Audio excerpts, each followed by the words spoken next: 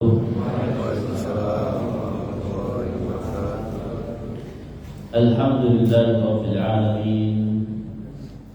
Wassalatu wassalamu ala sayyidil mursalin wa ala alihi wa sahbihi wa man da'a bi da'watihi wa istanna bi sunnatihi ila yaumiddin. Allahumma la ilma lana illa ma 'allamtana innaka antal alimul hakim. Allahumma 'allimna ma yanfa'una wanfa'na bima 'allamtana wa zidna 'ilma wa arina al-haqqa haqqan warzuqna ittiba'ahu wa arina al-batila batilan warzuqna ijtinabahu waj'alna mimman yastami'una al-qawla fayattabi'una ahsanahu wa adkhilna bi rahmatika fi 'ibadika as-salihin. Allahumma sallimna li Ramadan wa sallim Ramadan lana wa tasallamhu minna mutaqabbala. Allahumma la sahla illa ma ja'altahu sahla wa anta taj'alul hazna idza syi'ta sahla. Alhamdulillahirabbil alamin. Segala puji dan syukur marilah senantiasa kita haturkan, kita panjatkan kehadiran Allah Subhanahu wa Ta'ala atas segala karunia dan juga rahmatnya pada kita semua, hingga di pagi hari ini kita masih diberikan kemudahan, kesempatan dan juga kekuatan untuk beribadah melaksanakan sholat subuh berjamaah. Kemudian kita lanjutkan dengan duduk dalam satu majelis zikir dan juga majelis thalabul ilmi. Jamaah kaum muslimin rahimakumullah, pagi hari ini kita akan isi kajian kita dengan tarhib syahri Ramadan, penyambutan kedatangan bulan Ramadan. Hari ini kita sudah di tanggal 29 bulan Sya'ban. Artinya ya kalau tidak besok atau besoknya kita akan kedatangan tamu istimewa, tamu yang kehadirannya sudah sangat kita nanti-nantikan, yang perjumpaan dengannya sudah sangat kita rindukan. Karena tamu ini setiap kali datang pasti selalu membawa banyak kebaikan. Tamu itu adalah bulan Ramadan. Bulan Ramadan ini satu bulan yang spesial, bulan yang istimewa. Kalau dulu ya, sebelum Ramadan itu menjadi bulan yang spesial, kita mengenal yang namanya Ashhurul Hurum, bulan-bulan haram atau bulan-bulan suci. Inna iddatash syuhuri indallahi 12 syahran fi kitabillahi yauma khalaqas samawati wal ardh. Sesungguhnya bilangan bulan di sisi Allah itu ada 12. Satu tahun sama dengan 12 bulan. Dan ketetapan ini bahwa satu tahun adalah 12 bulan semenjak hari di mana Allah menciptakan langit-langit dan bumi. Minha arba'atun hurum, dari 12 bulan dalam satu tahun itu ada 4 diantaranya yang termasuk bulan haram. Jadi ada 4 bulan haram, bulan suci. Nah, 4 bulan haram itu apa saja? Apa? 4 bulan itu apa saja? Ramadan maksudnya? Enggak masuk. Ramadan enggak masuk. Jadi 4 bulan haram itu salah satunya tidak ada bulan Ramadan di dalamnya. Ya, 4 bulan ini dijelaskan oleh Rasulullah salasun mutawaliyah. 3 bulannya berurutan. Nah, sementara nanti yang satu terpisah. antara bulan Jumadil Akhirah dengan Sya'ban. Bulan apa itu? Antara Jumadil Akhirah dengan Sya'ban. Bulan Rajab. Yang terpisah sendirian adalah Rajab. Kemudian 3 bulan yang berurutan itu Zulqa'dah, Zulhijjah, Muharram. Ada 4 bulan ini, Zulqa'dah, Zulhijjah, Muharram. Bulan 11, 12, 1 plus bulan ke-7, bulan Rajab. Ini adalah bulan yang istimewa, bulan yang mulia. Nah, begitu Ramadan dijadikan oleh Allah sebagai bulan yang spesial, maka keutamaan Ramadan mengungguli keutamaan 4 bulan yang tadi kita sebutkan. Karena Ramadan itu bulan spesial, maka Rasulullah SAW pun memperlakukannya berbeda dengan bulan-bulan yang lain. Nah, di antara yang dilakukan oleh Rasulullah, begitu masuk malam pertama bulan Ramadan, beliau akan berkhutbah di hadapan para sahabatnya, memotivasi mereka tentang keutamaan bulan Ramadan supaya mereka memaksimalkan ibadah di bulan mulia tersebut. Kalau masuk bulan Muharram, Nabi tidak pidato. Masuk bulan Syawal, Nabi tidak khutbah. Masuk bulan Rabiul Awal, Nabi tidak khutbah. Tapi begitu selesai di penghujung bulan Sya'ban, ganti masuk ke awal bulan Ramadan, Nabi berkhutbah di hadapan para sahabatnya. Nah, ini perlakuan khusus Rasulullah terhadap bulan Ramadan. Nah, di antara khutbah yang pernah disampaikan oleh Rasulullah kepada para sahabatnya, sebagaimana ditulis oleh Imam Al-Baihaqi di dalam kitab beliau yang berjudul Syu'abul Iman. Saya bacakan di antara khutbah Rasulullah. Ini diceritakan oleh sahabat Nabi namanya Salman Al-Farisi. Beliau menuturkan, Rasulullah berkhutbah kepada kami, ya ayyuhan nas, wahai sekalian manusia, qad adallakum syahrun azim. Kalian telah dinaungi oleh bulan yang agung. Maksudnya bulan agung di sini adalah bulan Ramadan. Qad adallakum syahrun azim. Kalian telah dinaungi bulan yang agung. Syahrun mubarak. Syahrun itu bulan, mubarak itu apa? Mubarak dari kata apa ya? Berkah. Mubarak artinya diberkahi. Jadi syahrun mubarak, Ramadan itu bulan yang diberkahi. Lah berkah itu apa? Berkah itu barokah. Barokah, berkah itu apa? Nah, kalau ulama menjelaskannya simpel, kasratul khairi wa ziyadatu. Kebaikan yang banyak dan terus bertambah, itu barokah, berkah.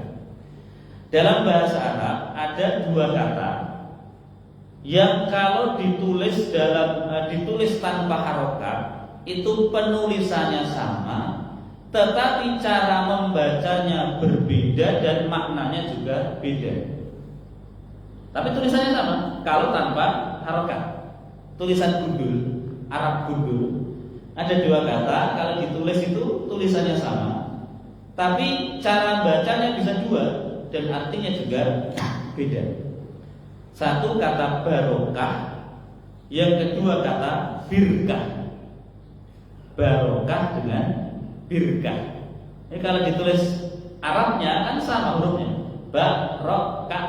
Barokah sama tak marbutoh. Barokah sama tak marbutoh. Nah, ini kalau ditulis tanpa harokat, bacanya bisa barokatun, barokah, bisa birkatun, birkah. Maknanya apa? Barokah itu ya berkah. Berkah ya, bukan berkah. Kalau berkah itu biasanya gitu.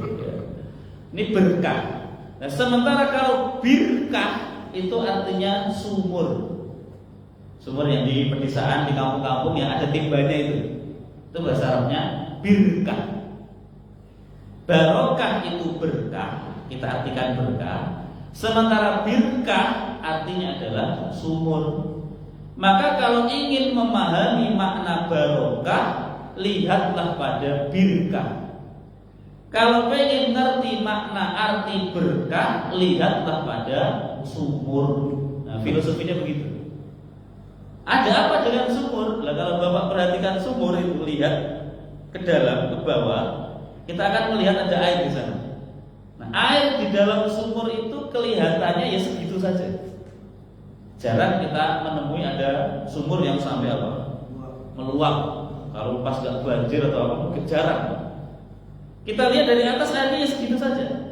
Tapi ditimba sebanyak apapun, diambil sebanyak apapun, air itu kok nggak habis. Namanya birkah. Bisa digunakan untuk mandi, mencuci pakaian, menyirami tanaman, memberi makan pada binatang, memberi minuman untuk binatang ternak. Coba. Dan nggak habis-habis. Kelihatannya nggak terlalu banyak, tetapi kok ngalir terus, kok nggak habis-habis. Itu namanya berkah. Lah berkah juga gitu kurang lebih. Kalau Bapak punya harta yang berkah, contoh misalnya berkah pada harta. Kalau punya harta yang berkah, harta itu kelihatannya nggak terlalu banyak. Tetapi dari harta yang tidak terlalu banyak ini ada banyak kebaikan yang dihasilkan, ada banyak kebaikan yang bisa dilakukan.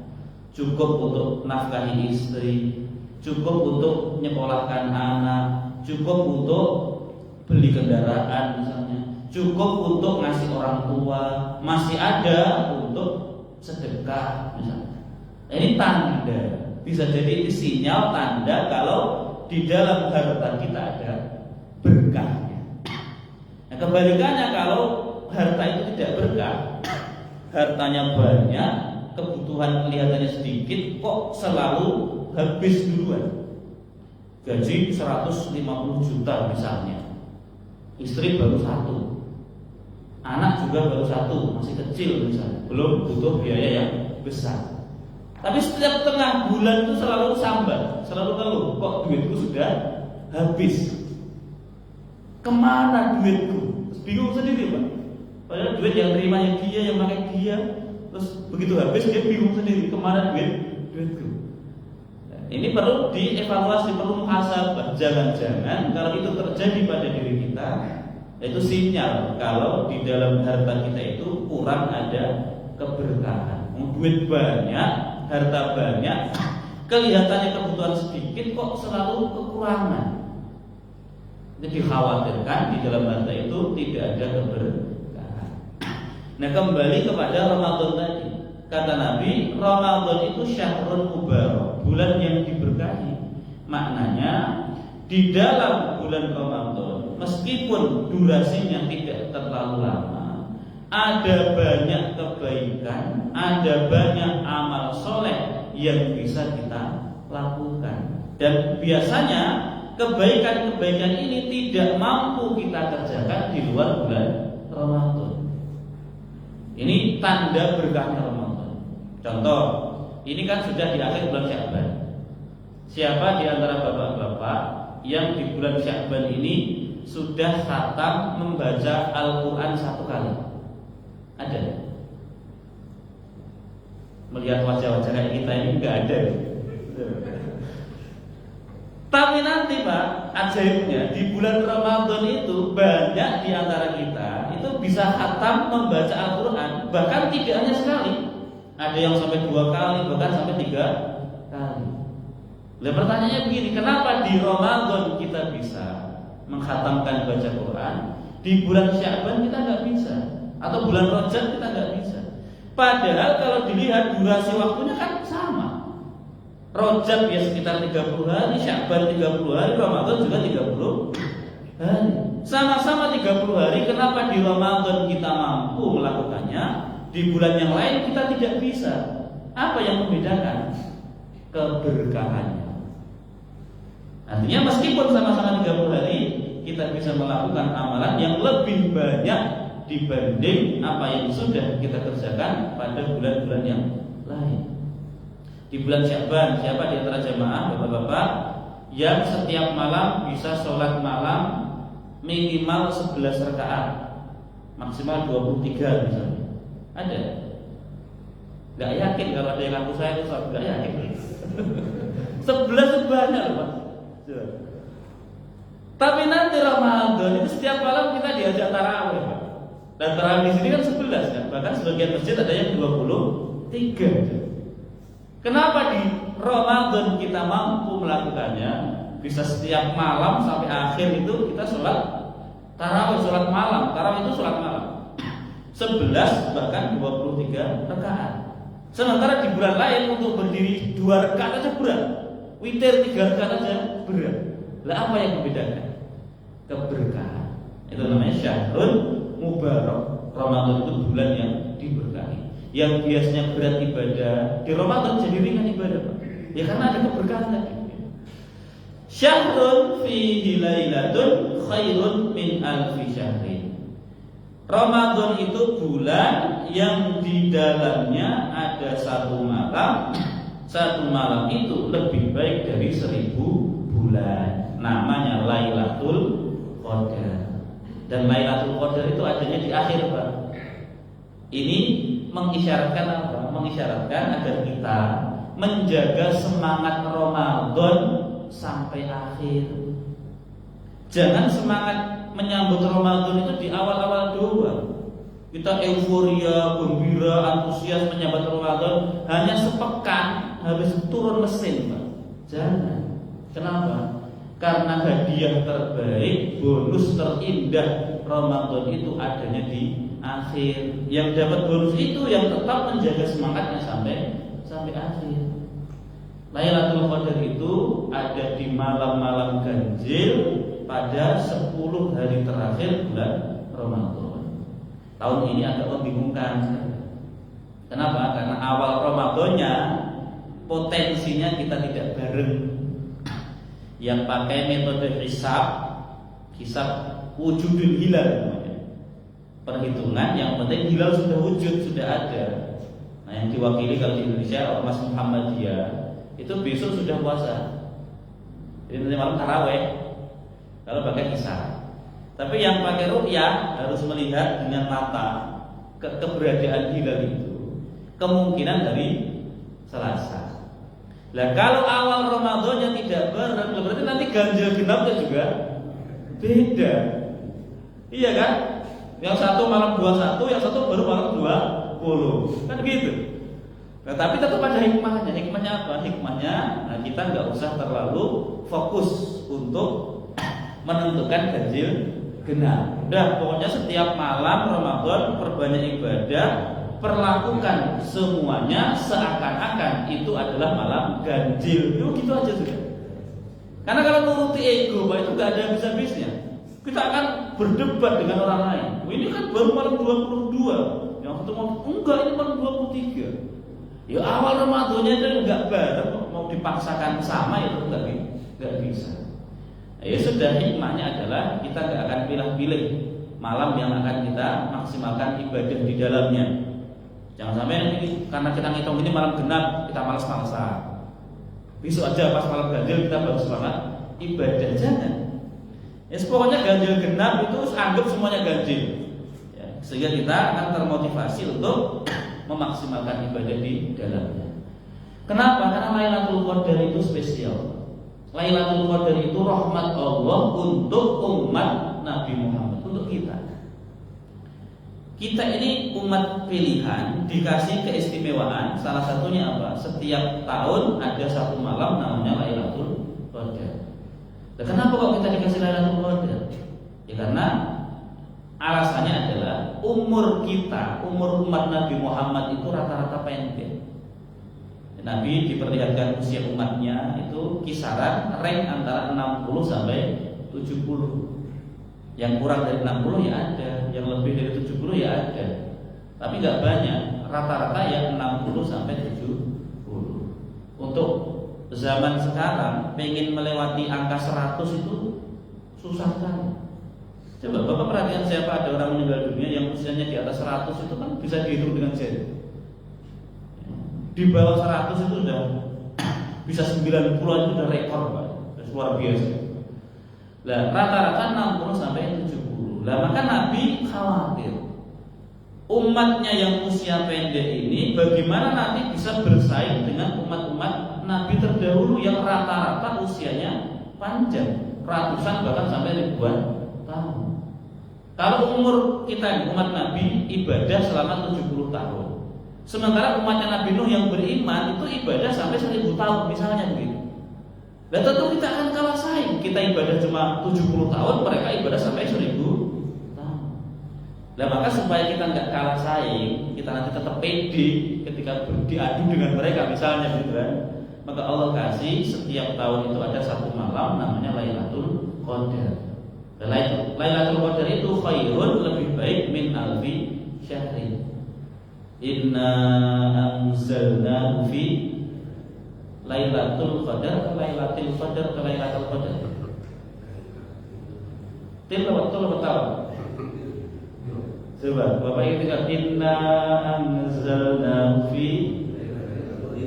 Lailatul Qadar. Til Pak ya. Jadi jangan salah. Jadi kalau baca Quran itu harokatnya dilihat baik-baik. Karena kalau salah itu lucu. Lucu orangnya bukan Qurannya, bukan orangnya lucu. Ada imam itu nggak begitu hafal surat Al-Qadar, terus baca surat Al-Qadar dalam sholatnya. Inna anzalnahu fi Lailatul Qadar. Yang maksudnya Lailatul Qadar. Kan salah. Nah, diingatkan oleh makmumnya Lailatul Qadar. Akhirnya diulangi. Inna anzalnahu fi Lailatul Qadar. Wa ma adraka ma Lailatul Qadar. Kebablasan Lailatul. Kan salah lagi kan? Makmumnya ingetin Lailatul Qadar. Diulangi. Wa ma adraka ma Lailatul Qadar. Imamnya bingung. Pas pertama baca Lailatul disuruh Lailatul, yang kedua Lailatul disuruh Lailatul. Aja disimpulkan pertama Lailatul, kedua Lailatul, ketiga Lailatul lagi. Lailatul Qadri khairum min alfi syahr. Salah lagi, diingetin Lailatul Qadar. Nah, jadi kalau baca ya. Nah, satu malam Lailatul Qadar itu lebih baik dari 1000 bulan. 1000 bulan itu 83 tahun lebih. Lebih itu artinya ya seberapa baik itu tentu Allah yang tahu ya. Lebihnya berapa lama itu Allah yang tahu. Anggap saja misalnya satu malam itu Lailatul Qadar itu 100 tahun misalnya. Lebih baik dari 100 tahun misalnya. Biar gampang kita ngitung perumpamaannya. Maka kalau Bapak misalnya kita hidup sampai 70 tahun.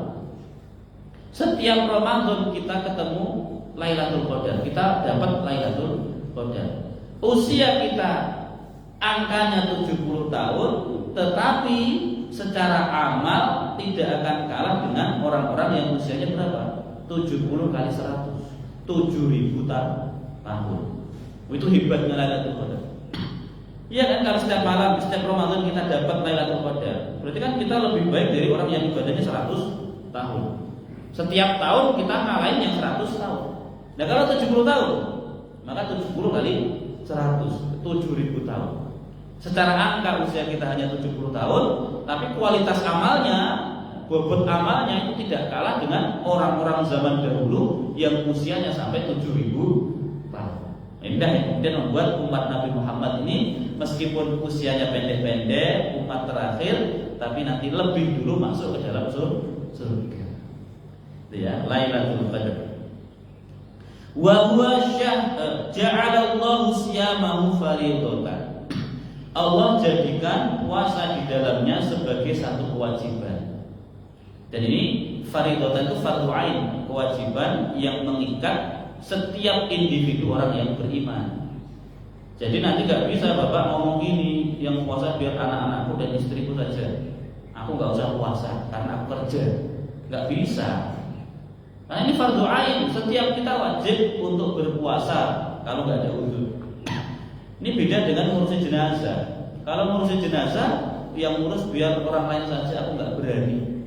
Itu boleh karena fardhu kifayah. Ya, tapi kalau puasa ini fardhu ain. Jadi setiap kita kalau masih hidup sampai bulan Ramadan dan tidak ada uzur, tidak sakit, tidak safar dan sebagainya, wajib untuk berpuasa.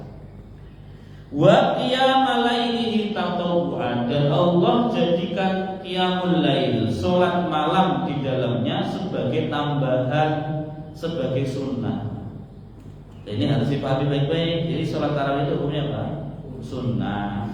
Jangan dibolak-balik, Pak.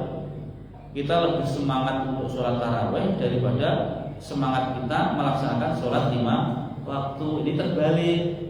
Nah, sholat 5 waktu itu wajib, sholat tarawih itu sunnah. Bapak enggak sholat tarawih itu enggak dosa, tapi kalau enggak sholat 5 waktu itu dosa. Dan mindset ini dibenarkan, mindset kita itu diperbaiki, dibenarkan. Jadi nanti kalau bapak habis maghrib, habis buka puasa nih ke masjid, ditanya orang, Pak, ke masjid ngapain? Dan jawabnya jangan pengen sholat apa? Tarawih, jangan. Tapi pengen sholat isya plus tarawih nggak apa-apa. Tapi isya itu jangan lupa disebut. Kenapa? Karena itu nanti dari jawaban kita itu akan membangun pola pikir kita. Pak, mau kemana? Mau ke masjid. Ngapain ke masjid? Sholat tarawih. Jadi seakan-akan dia termotivasi ke masjid itu hanya karena pengen sholat tarawih. Lah begitu Ramadan selesai tarawih kan nggak ada lagi. Akhirnya nggak jadi ke masjid, udah nggak ke masjid lagi. Ya tadi berawal dari jawaban itu akan menjadi mindset kita. Maka bersama, ya sholat isya lah. Nah, kalau sholat isya nanti Ramadan berakhir tetap akan ke masjid. Kenapa? Setelah Ramadan tetap dilaksanakan sholat isya. Begitu. Nah sayangnya kita ini jangan bolak-balik. Untuk yang sunnah semangatnya luar biasa, yang wajib ya kadang biasa-biasa saja. Ini tertipu kita. Orang itu kalau untuk yang sunnah lebih semangat, sementara yang wajib abai, itu para ulama mengatakan yang maghrur itu tertipu. Tertipu oleh siapa? Ya oleh setan. Yang wajib, karena gini, Bapak meninggalkan satu kewajiban itu tidak bisa ditutupi dengan sunnah sebanyak apapun.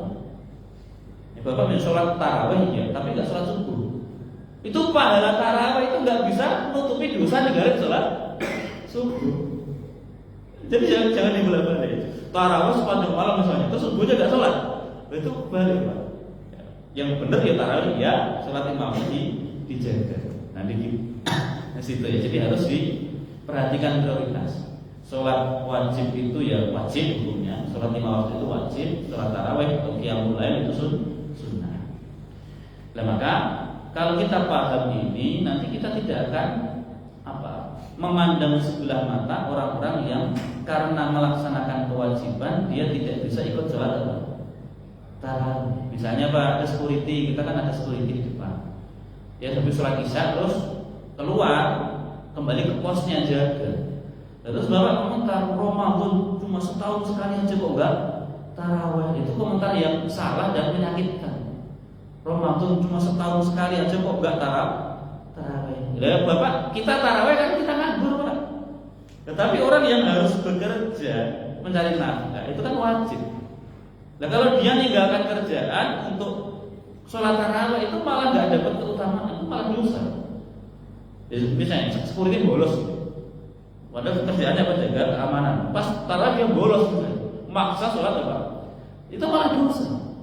Oke, dapat pahala tarawih iya, tapi nggak bisa nutupi dosa meninggalkan kewajiban. Jadi kalau ada orang meninggalkan sunnah gara-gara demi melaksanakan kewajiban, maka itu sudah benar. Ya harus seperti itu.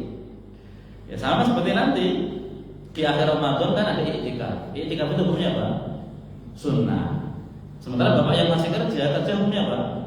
Wajib. Kalau Bapak bolos kerja hanya untuk i'tikaf itu tidak dibenarkan. Kecuali Bapak diizinkan, izin dan diizinkan oleh perusahaan itu nggak apa-apa. Tapi kalau Bapak aturannya masih masuk kerja terus nekat, udahlah pokoknya akhir Ramadan aku akan i'tikaf, masa bodoh dengan aturan perusahaan. Ini Bapak di masjid terus, itu malah salah. Nah, kerja itu wajib, i'tikaf itu sunnah. Man taqarraba fihi bi khaslatin minal khair. Siapa yang mendekatkan diri kepada Allah di bulan Ramadan dengan salah satu kebaikan. Ini dimaknai dengan amalan sunnah.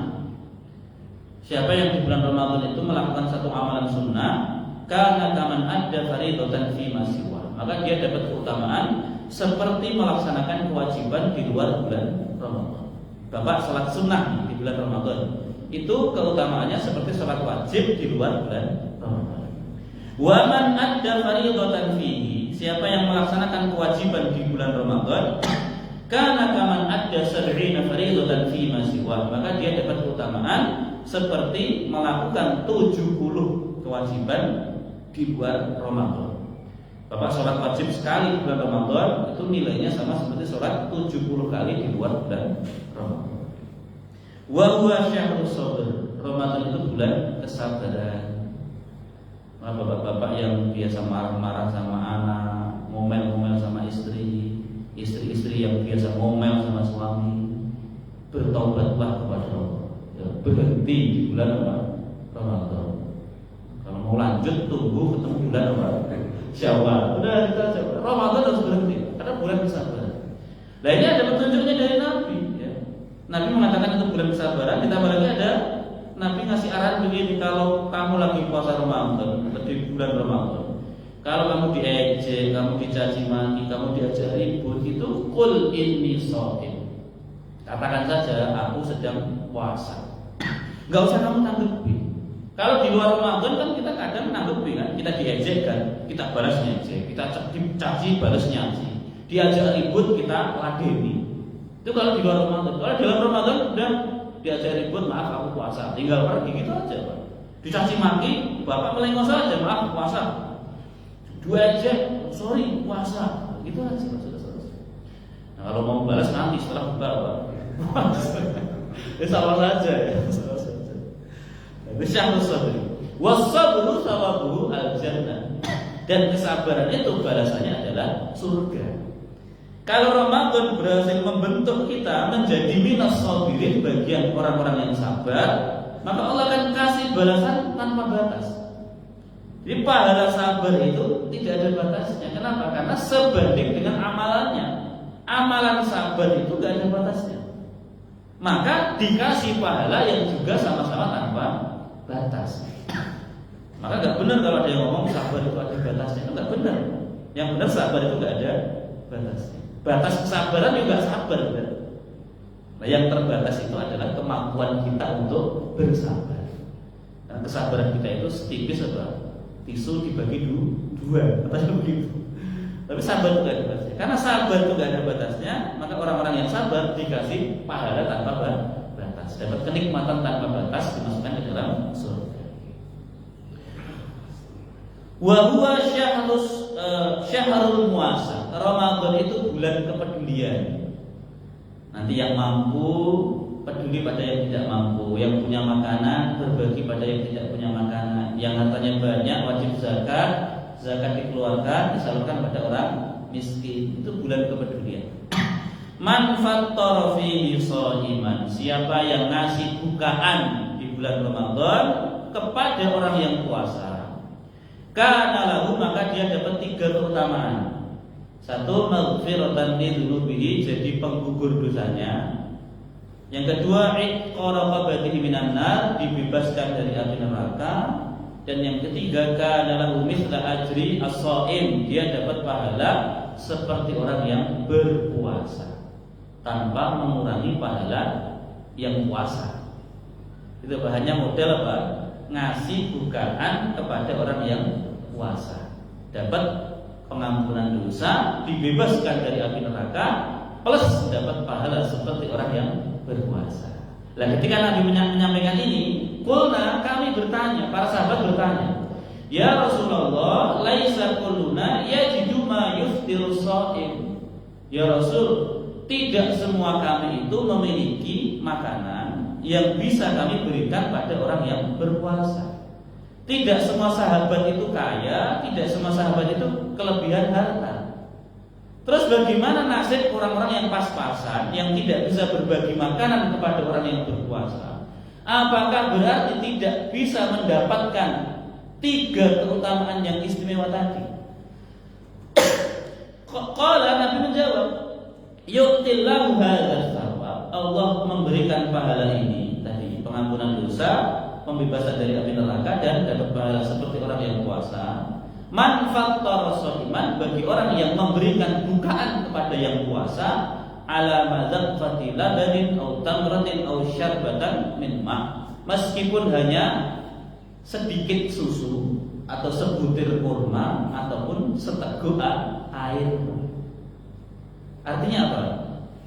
Jawaban Nabi ini menegaskan, kalau pengen dapat keutamaan yang luar biasa tiga tadi, kita tidak membutuhkan banyak modal, tidak butuh banyak harta. Bapak ngasih setetes susu atau sebutir kurma atau segelas ini loh Pak, kayak segelas air kayak gini, itu sudah cukup untuk memperoleh keutamaan pengampunan dosa, kemudian dibebaskan dari api neraka dan mendapat pahala seperti orang yang berpuasa. Ini fit berapa sebotol ini? 1000 perak kan? Kalau ngecer punya 1000 perak. Masa gak punya 1000 perak? Bapak nanti ya Ramadan itu undang satu RT diajak buka puasa bersama. Suguhannya apa? Fit segelas sama kurma satu butir. Habis itu sudah suruh pulang, selesai. Insya Allah digunjing satu RT. Insya Allah ya. Dan ini harus tebal tadi, harus tebal tadi. Gak maksudnya begini Pak. Kalau pengen dapat keutamaan tadi itu, kita nggak butuh modal yang banyak. Ya tentu caranya nggak harus ekstrim tadi, karena tradisi kita kan nggak kayak gitu. Ya kita undang buka puasa menunya hanya air sama sebutir kurma, itu sudah jadi bahan omongan nggak habis-habis sampai Ramadan depan aja masih ingat. Bapak lah beli ini sekerdus taruh di masjid, beli kurma sekotak taruh di masjid, atau taruh di tempat-tempat yang biasanya orang itu singgah. Ya orang kan kadang-kadang kalau pulang kerja atau pas maghrib itu masih ada yang di jalan. Ya kan dia butuh untuk membatalkan puasa kan. Nah Bapak cari tempat-tempat yang sekiranya sering digunakan orang untuk singgah. Bapak beli aja fit sekerdus taruh di situ, kurma sekerdus taruh di situ.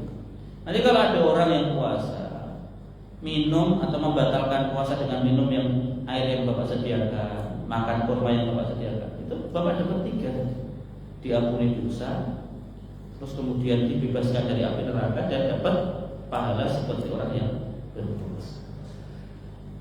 Itu enak ya, menu ekonomis, tapi hasilnya apa?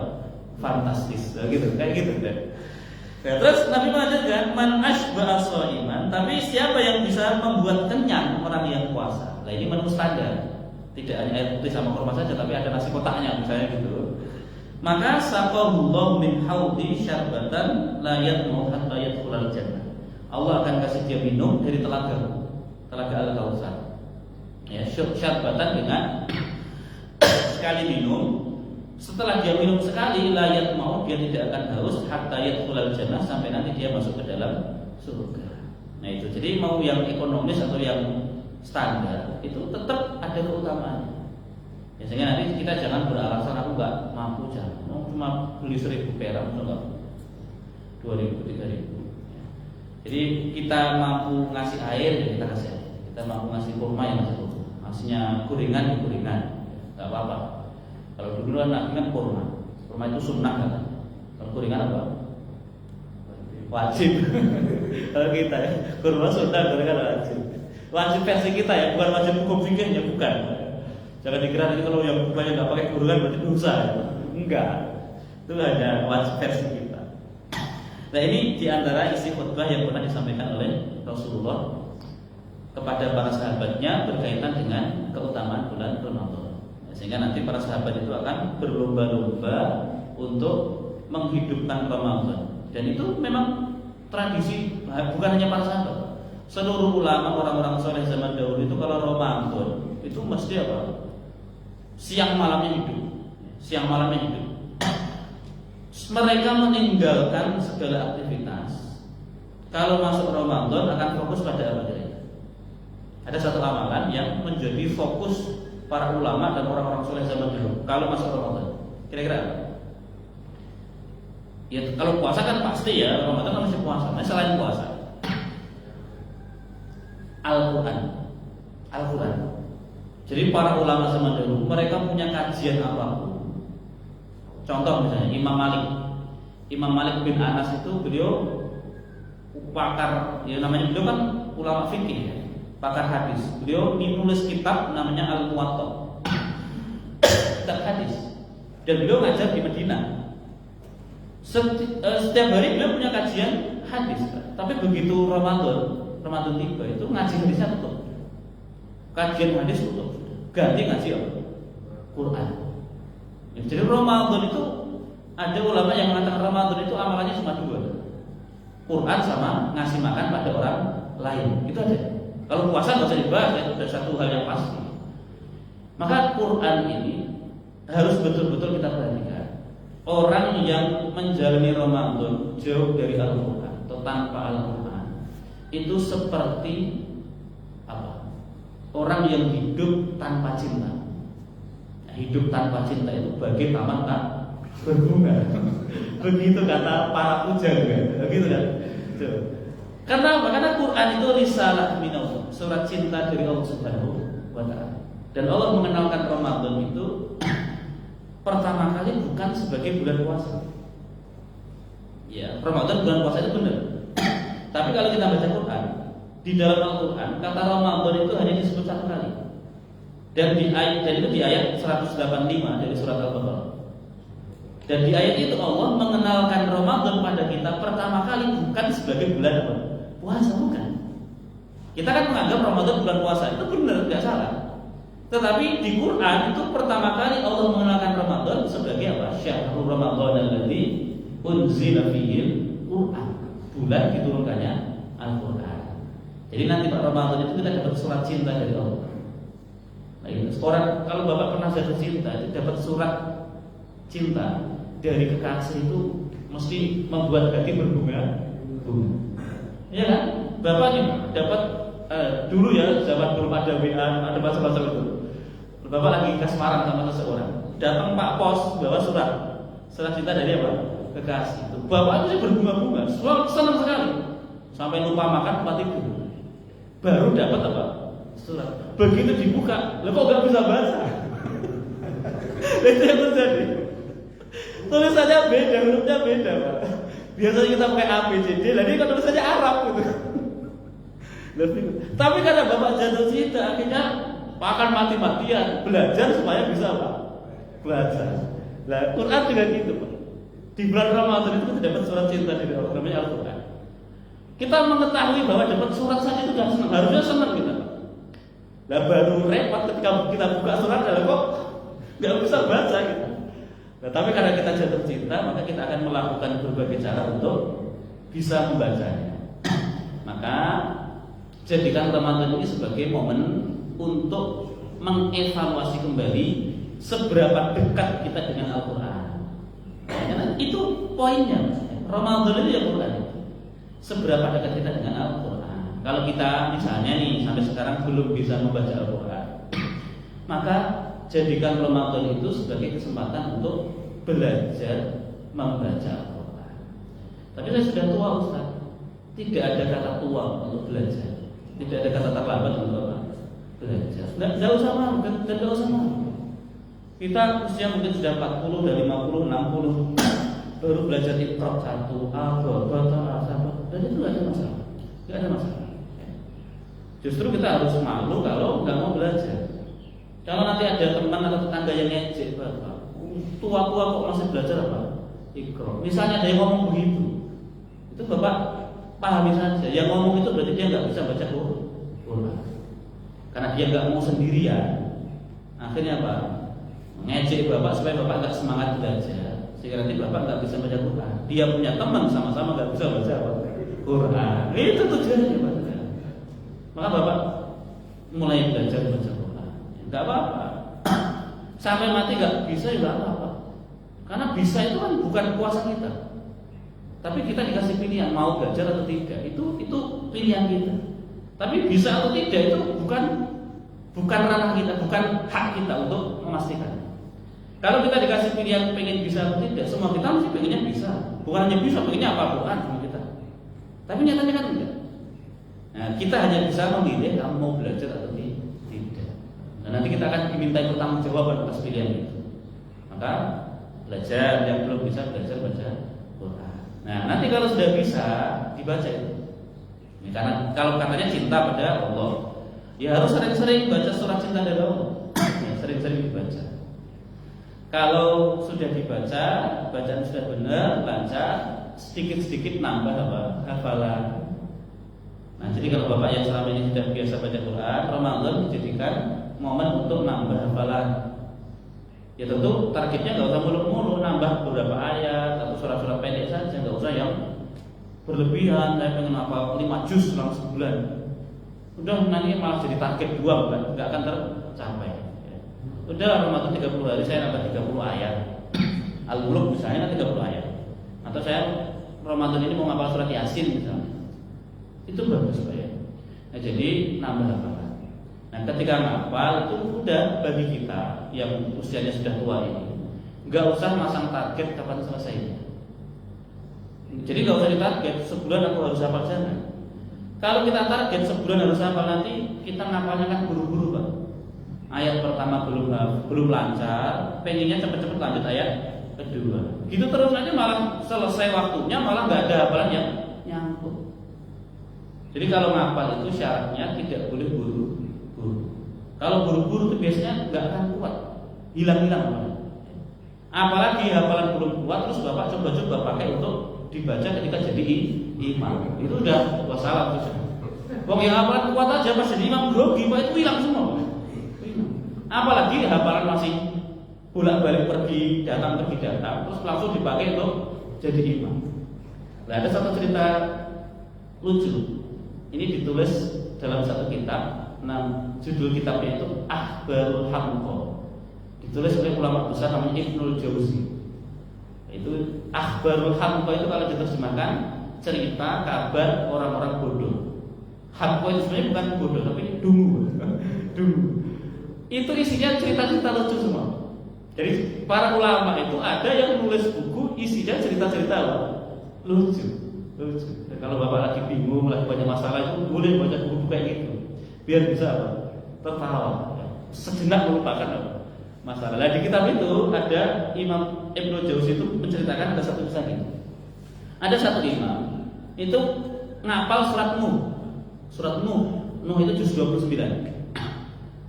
Inna arsalna Nuhan ila qaumihi an anzir qaumak dan seterusnya. Nah, tapi hafalannya belum kuat, tapi dia buru-buru pengen segera selesai. Nah, setelah dianggap hafalannya selesai, dia pengen pakai surat itu untuk dibaca ketika jadi imam. Betul, dia jadi imam, habis Al-Fatihah baca surat Nuh. Inna arsalna Nuhan ila qaumi. Macet sama di situ. Bingung dia tuh, apa nih pelajarannya?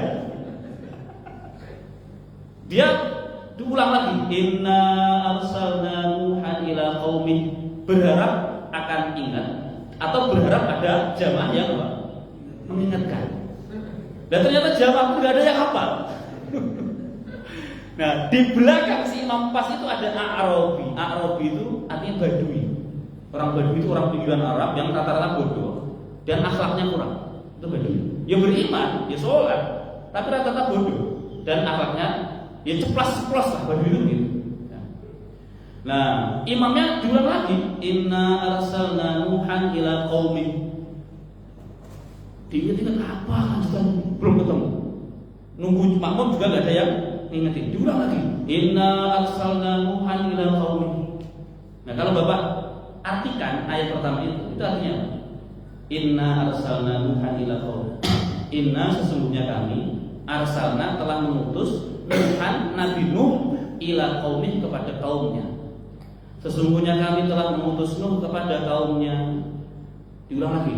Inna arsalna Nuhan ila qaumi. Diulang terus, Pak. Nah, Badui yang di belakangnya jengkel. Akhirnya apa? Habis inna arsalna Nuhan ila qaumi, dia nyaut gitu. Lam yadhhab fa arsil ghairu. Nuh belum berangkat katanya. Kirim yang lain katanya. Maksudnya tuh Badui itu gitu loh. Sudah tahu gak apa, kok diulang-ulang terus mau ganti surat ya apa? Dengan indah salat Tuhan ila qaum, kami telah mengutus Nuh pada kaumnya katanya. Soalnya jaga Badui ngomong, lam yadhhab fa arsil ghairu. Nuh belum jadi berangkat, kirimkan yang lain. Ya, itu bahaya kalau hafalan buru-buru ya. Belum melekat kuat kok langsung pengen ganti surat, ganti ayat. Terus dicoba-coba dipakai untuk jadi imam udah pergi Pak, pergi. Inna asyarakannakum. Dan cerita-cerita kayak gitu banyak yang berkaitan dengan apa? Al-Quran. Jadi kalau ngapal nggak usah buru-buru. Baik. Jadi nasihatnya banyak Ramadan itu bulan Quran. Saatnya kita mengevaluasi kembali, muhasabah, menilai sedekat apa hubungan kita dengan Al-Quran. Karena Quran itu surat cinta dari Allah. Mukjizat yang masih ada sampai hari ini itu ya Al-Quran. Jangan sampai kita sia-siakan. Itu adalah karunia terbaik yang Allah berikan pada hamba-hambanya yang berisi jalan keselamatan. Jangan sampai mari kita mengabaikannya. Maka Ramadan Allah ingatkan sebagai bulan diturunkannya Al-Quran. Maka nanti buat perencanaan berkaitan dengan Al-Quran sepanjang Ramadan. Ya Bapak pengen baca Quran, pengen khatam berapa kali, atau kalau belum mampu khatam pengen baca berapa juz misalnya. Kalau bacaannya masih terbata-bata kan susah mengkhatamkan. Pengen baca berapa juz. Terus kalau pengen nambah hafalan, nambah berapa ayat misalnya. Buat aja perencanaan. Ya. Terus pengen belajar memahami surat Al-Fatihah biar kalau sholat itu paham apa yang dibaca. Nah, itu berkaitan dengan Al-Quran. Kalau kita menghidupkan Al-Quran sepanjang Ramadan, maka kita meneladani Nabi dan orang-orang soleh zaman dahulu. Karena Nabi Muhammad setiap Ramadan, setiap malam itu masih murojaah Quran dengan siapa? Malaikat Jibril. Jadi itu setiap Ramadan. Imam Syafi'i itu khatam Quran sebulan 60 kali. Tuh. Ya kita nggak usah pengen sok-sokan pengen ngikuti kayak imam apa. Nggak bakal bisa, karena itu min babil karomah. Beliau bisa itu kan dikasih karomah oleh Allah, kasih kemuliaan. Kalau manusia biasa dengan waktu biasa itu nggak akan bisa. Ngatamin 60 kali itu berarti sehari harus buat. Kalian gimana bacanya? Tapi Imam Syafi'i itu mengalami fenomena yang namanya qayyul waktu. Waktu itu diperpanjang oleh Allah. Jadi kita rasanya 24 jam. Imam Syafi'i sehari bisa apa? Mungkin bisa berpuluh-puluh atau ratusan jam. Makanya beliau bisa mencapai makom yang seperti itu. Ya. Ulama-ulama zaman dulu ada yang menghatamkan Quran dalam sholatnya. Ya. Setiap 3 hari khatam sekali, 7 hari khatam sekali. Itu keseriusan mereka untuk kembali kepada Al-Quran, terutama di bulan Ramadan. Baik, wallahu a'lam. Sampai di sini. Sallallahu alaihi wa alihi wasallam. Walhamdulillahirabbil alamin. Baik, sebelum ditutup barangkali ada pertanyaan. Kalau kita misalkan di Ramadan itu merasa malas, merasa agak susah, Al-Quran atau berat di apa, itu tanda bahwa kita belum mendapatkan bertahan. Pas Ramadan berat untuk beramal soleh gitu. Iya, betul. Itu bisa jadi loh Pak. Walaupun kita nggak bisa memastikan. Ketika Ramadan kalau kita nggak semangat ibadah, baca Quran malas, sholat tarawih juga ogah-ogah, itu bisa jadi pas masuk Ramadan itu beban dosa kita masih terlalu berat. Makanya dianjurkan sebelum Ramadan itu banyak tobat. Dosa kepada Allah yang ditobati, dosa kepada sesama manusia diminta apa? Kehalalannya. Jadi dosa itu seperti beban yang membuat kita berat untuk berjalan. Itu kan beban yang ada di punggung kita. Semakin Bapak jalan bawa banyak beban, jalannya makin pelan-pelan. Tapi kalau kita jalan tanpa beban itu mesti santai saja, enak saja. Lah, ketika Ramadan yang dikatakan bulan penuh keberkahan, bulan pengampunan, kok kita misalnya tidak semangat, kita malas ibadah, itu bisa jadi sinyal kalau ketika masuk Ramadan beban dosa kita masih terlalu banyak. Makanya sekarang masih mumpung belum Ramadan Pak, ya tobat kepada Allah, istighfar. Itu kalau dosa kaitannya langsung dengan Allah. Nah kalau ada kesalahan dengan sesama itu ya diselesaikan. Makanya kan terkadang ada satu tradisi apa, minta maaf sebelum apa? Ramadan. Itu ya satu sisi ada sisi benarnya juga, bagus juga. Kenapa? Karena kita pengen masuk Ramadan itu dosa kita kepada sesama sudah apa? Selesai, sudah dihapus oleh Allah. Kalau dosa kita sudah diampuni oleh Allah, apapun yang berkaitan dengan saudara kita sudah kita selesaikan. Kita masuk Ramadan itu anggap saja seperti tanpa dosa, tanpa beban. Nah orang kalau beraktivitas tanpa beban itu mesti ringan. Kalau Bapak nih beraktivitas, di tangan ada beban 5 kilo, tangan kiri, tangan kanan beban 5 kilo, di kaki kiri diikat beban 5 kilo misalnya. Bapak berjalan dengan beban 20 kilo. Oh itu mesti nggak semangat untuk jalan-jalan. Tapi kalau kita tanpa beban, insya Allah kita akan ringan untuk beraktivitas. Dan maka ini masih ada hari terakhir untuk melepaskan beban-beban dosa itu. Ya, istighfar, mohon ampun kepada Allah, dan ingat-ingat kira-kira punya salah sama siapa, punya permusuhan dengan siapa, itu sebisa mungkin diselesaikan sebelum masuk bulan Ramadan. Ya nggak usah nunggu lebaran, nggak usah. Nanti lebaran minta maaf lagi nggak apa-apa, tapi sekarang selesaikan. Gitu Pak. Ada lagi? Oke, betul.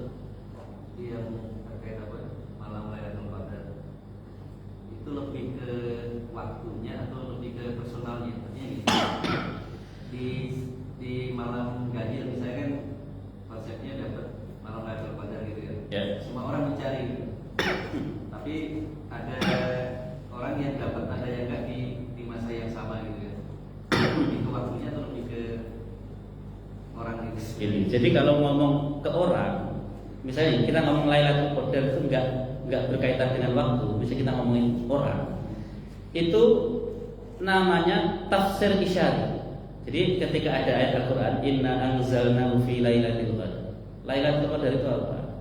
Itu ada yang menafsirkan, namanya tafsir isyari, bukan tafsir dari Rasulullah ataupun dari para sahabat, bukan. Isyari, hanya isyarat saja. Lailatul Qadar itu bisa kapanpun. Maksudnya apa? Lailatul Qadar itu diartikan malam di mana kamu betul-betul mengagungkan Allah Subhanahu wa taala.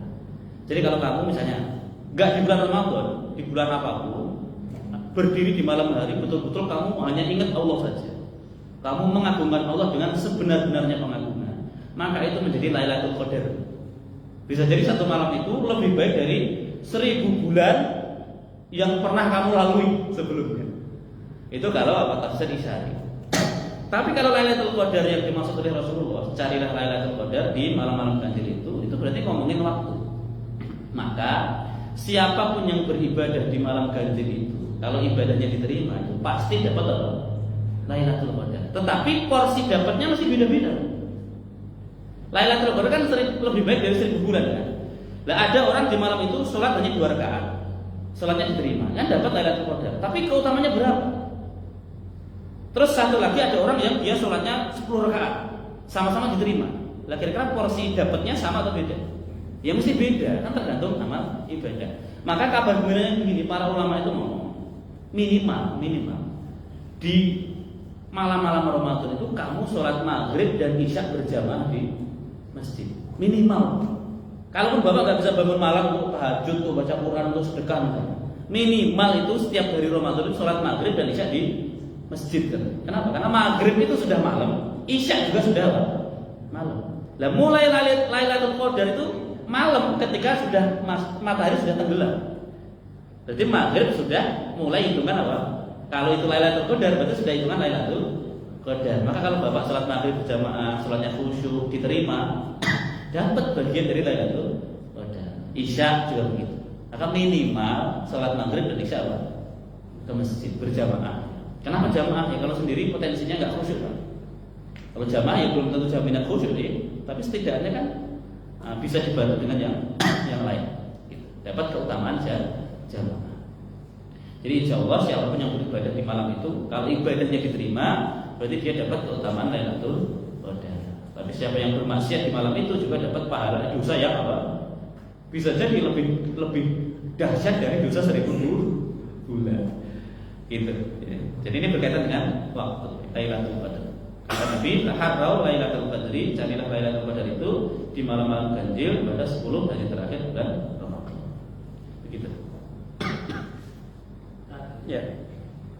Terkait dengan dosa dan pahala, menghapus kesalahan kita dengan kebaikan kita, menghapus kekurangan sholat wajib dengan sholat rawatib. Ya. Tadi Pak Ustaz bilang kita nggak sholat, tapi terawih itu nggak sholat wajibnya, nggak tertutup dosanya. Betul. Yang kalau menutup kekurangan sholat wajib dengan sholat sunnah itu betul. Kekurangan sholat wajib itu bukan berarti nggak sholat wajib.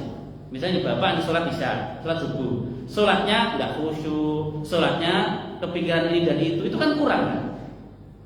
Misalnya nih, kalau sholat khusyuk kan nilainya 100, Nah, sholat bapak nilainya berapa? Misalnya 50. Nah, nanti masih berarti kan kurang 50. Nah, yang kurang 50 ini ditutup dengan sholat-sholat apa? Sunnah. Kayak gini loh analoginya. Bapak punya sarung. Sarung. Nah, sarung bapak robek. Ada bolongannya. Nah, yang untuk nembel yang robek itu namanya sholat sunnah. Nah, tapi kalau bapak nggak punya sarung, tembelannya buat apa kan gitu? Nah, bapak punya tembelan tapi nggak punya sarung, itu gambaran yang sholat sunnah tapi nggak sholat wajib. Nah, kalau sholat wajib itu bapak punya sarung meskipun bolong. Nah, bapak punya tembelan sholat sunnah, nah itu digunakan untuk tembel yang bolong. Nah, itu maksudnya Pak ya. Jadi kalau bapak sholat tarawih sepanjang malam tapi nggak sholat isya, nggak sholat 5 waktu, itu nggak bisa nutup. Ya, karena sunnah itu nggak mungkin bisa menutupi yang maksud tidak bisa menggantikan yang wajib. Begitu Pak. Ya kan kalau misalnya kita nggak sengaja atau apa, nggak sholat wajib sekali, apakah itu selamanya tidak bisa tertutupi? Kalau nggak sholat wajib sekali gini Pak, kan ada aturannya, bapak harus mengqadha. Nah, kalau nggak mengqadha nanti gini, nggak sholat sekali itu kan dosa besar. Dan nanti bapak ada amalan sholat itu kira-kira pahalanya bisa ngimbangi dalam mizan, maksudnya dalam timbangan. Nggak sholat itu kan dosa kan, berat. Terus bapak punya amalan sholat yang lain diletakkan di satu timbangan. Nah, kira-kira lebih berat yang mana? Kalau lebih berat amal sholatnya, itu tentu bapak akan selamat, kita akan selamat. Nah, begitu. Jadi gini loh Pak, kalau sholat sunnah kan kita misalnya nih, kita nggak sholat tarawih. Kemarin nggak sholat tarawih, kan selesai, nggak apa-apa kan? Nggak ada konsekuensi harus ulang. Tapi kalau kemarin kita nggak sholat isya, kita ada kewajiban untuk mengqadha, mengganti. Jadi ketika kita diwajibkan mengganti, itu menunjukkan betapa hal itu nggak bisa ditinggalkan, nggak boleh ditinggalkan, karena ada kewajiban untuk mengqadha atau mengganti. Gitu Pak. Jadi ya tetap akan bolong kalau kita nggak sholat. Ya tetap akan dosa. Hanya saja nanti dalam timbangan ya tinggal dilihat apakah dosa meninggalkan sholat satu kali itu dengan kebaikan yang bapak lakukan selama ini. Karena bapak hanya meninggalkan satu kali kan. Nah itu insya Allah ya tetap akan akan lebih berat apa kebaikan yang kita lakukan. Tetapi kalau nggak sholat 5 waktu, Angkanya belum ada ya? kenapa? Angkanya kan kalau misalnya kita berbuat kebaikan itu satu, misalnya membaca Al-Quran, huruf itu berapa kebaikan kan ada angkanya. Ada. Jadi kalau dosa ada angka-angkanya nggak di literatur ya? Nggak ada. Kalau ini Jadi kalau ngomong angka pahala dosa itu Allah sendiri yang memutuskan. tapi kan ada yang disampaikan. Ada, tetapi gini Pak, kalau semuanya disampaikan, itu nanti kita akan mengkalkulasi. Gini loh, dosaku baru segini nggak apa-apa ini gitu kan. Apa udah terhitung nilainya 100, dosaku baru 20, masih ada space untuk nambah dosa. Itu bahayanya kalau semua disampaikan. Makanya kan banyak kabar kalau Bapak baca kitab judulnya Hilyatul Auliya, itu ada cerita bagus sekali. Di mana orang dia ibadah 70 tahun, itu pahalanya kalah dibanding maksiatnya 7 malam. Coba. Itu logikanya gimana? Matematikanya gimana kita ngitungnya? Padahal dia ibadah 70 tahun. Terus dia akhirnya kepleset maksiat hanya 7 malam. Terus pas dosa itu ditimbang, pahala ibadah 70 tahun dengan dosa maksiat 7 malam, itu berat dosa 7 malam. Dan terus dia hampir putus asa kan, datang satu amalan yang menyelamatkan, ngasih sepotong roti pada pengemis, pada orang miskin. Begitu ditimbang itu lebih berat dari dosa 7 malam. Coba, kalau pakai kalkulasi matematika gimana? Dan makanya dari situ kan, karena kita tidak tahu nilai dari setiap amal yang kita kerjakan, secara umum ya kebanyakan, dan tidak tahu nilai dari dosa yang kita kerjakan, di situ kita akan berhati-hati. Jangan meremehkan kebaikan sekecil apapun dan jangan menganggap remeh dosa sekecil apapun. Dan justru bahaya Pak kalau setiap dosa sudah ngerti kalkulasinya, setiap pahala ngerti kalkulasinya, kita bisa hitung nanti. Wah dosa amal solehku ini banyak nih, udah 1000 nilainya, dosaku baru sedikit nih, baru 200, masih aman ini. Ya, kita akan kayak gitu nanti. Masih ada waktu, masih ada kesempatan untuk ngimbangi gitu. Nah gitu Pak ya. Jadi semua ada hikmahnya. Termasuk Lailatul Qadar kenapa dirahasiakan. Ya hikmahnya kayak gitu Pak. Ya kalau dikasih tahu Pak, Lailatul Qadar mesti malam 27. Apalagi dikasih pas malam 27 pas jam 10. Orang ibadahnya pas jam 10 aja. Yang lain enggak ada. nggak akan ibadah. Gitu. Jadi setiap apapun yang dirahasiakan oleh Allah itu mesti ada hikmah yang luar biasa. Kalau itu disingkap itu malah terjadi kerusakan. Kayak waktu kapan kita meninggal dunia. Kenapa dirahasiakan? Coba kalau Bapak dikasih tahu kapan matinya. Itu nanti isi grup WA itu isinya hanya apa? Hadirilah pemakaman saya. Karena Bapak tahu kapan akan meninggal apa? Dunia. Itu ada hikmah. Jadi fokus saja wajib banyak ibadah, nggak usah mikirin pahala sama dosa, itu ranahnya Allah sudah. Dan kita nggak bisa menghakimi dosamu banyak, belum tentu loh Pak. Ya bisa jadi orang yang berbuat maksiat terus dia malamnya istighfar, tobat, sudah diampuni. Sementara kita yang suka berburuk sangka malah dapat dosa. Nah itu misterinya di situ. Itu Allah. Cukup ya. Baik, cukup. Saya tutup. Terima kasih atas segala perhatian. Mohon maaf jika ada penyampaian yang kurang benar. Baik, saya tutup. Assalamualaikum warahmatullahi wabarakatuh.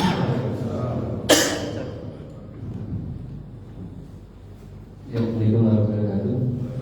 Mohon izin pada seluruh jemaah yang hadir pagi hari ini, kita mengucapkan dulu salam-salaman. Mudah-mudahan saat menghadapi Ramadan ini tidak ada beban